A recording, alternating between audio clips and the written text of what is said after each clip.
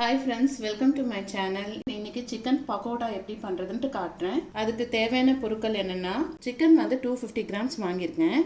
இஞ்சி பூண்டு paste 1 spoon போட்டுக்கலாம். கரம் மசாலா வந்து 1/2 ஸ்பூன், மிளகாய் தூள் வந்து 1/2 ஸ்பூன், கார்ன்ஃப்ளவர் வந்து 1/2 ஸ்பூன். அப்புறம் கடலை மாவு அதுவும் ஒரு 2 ஸ்பூன் போட்டுக்கலாம். எப்படி பண்றதுன்னு காட்டுறேன். ஃபர்ஸ்ட் சிக்கன் போட்டுக்கலாம். கரம் மசாலா வந்து 1/2 ஸ்பூன் போட்டுக்கலாம். மிளகாய் தூள் வந்து 1 ஸ்பூன் போட்டுக்கிறேன். கூட இன்னொரு 1/2 ஸ்பூனும் கூட சேர்த்துக்கிறேன். கார்ன்ஃப்ளவர் வந்துட்டு நான் 1/2 ஸ்பூன் சேர்த்துக்கிறேன். இஞ்சி பூண்டு பேஸ்ட்டு 1 ஸ்பூன் போட்டுக்கிறேன். கடலை மாவை நான் 2 ஸ்பூன் போட்டுக்கிறேன்.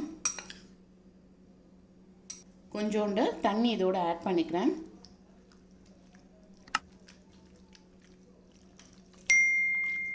இந்த சிக்கனுக்கு ஏற்ற அளவுக்கு நான் உப்பும் சேர்த்துக்கிறேன்.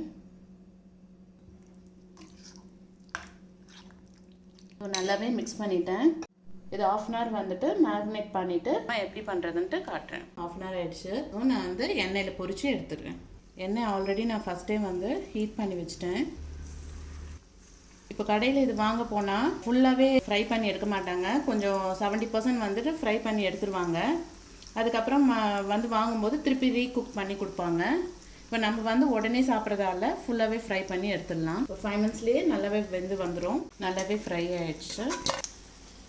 இது ரோட் சைடில் பார்த்தீங்கன்னா இதை விற்பாங்க. அதே டேஸ்ட்டில் இருக்கும்.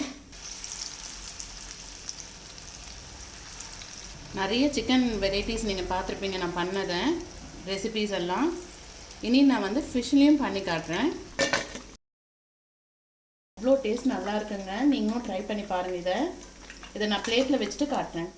ஓகே, நான் பண்ணி முடிச்சிட்டேன். நீங்களும் இதே மாதிரி ட்ரை பண்ணி பாருங்கள். இன்னொன்று என்னென்னா கடைசியாக முடிச்சிட்ட அப்புறமா கொஞ்சோண்டு நான் மிளகுத்தூள் இதில் தூவி இருக்கிறேன். நீங்களும் அதே மாதிரி பண்ணி பாருங்கள்.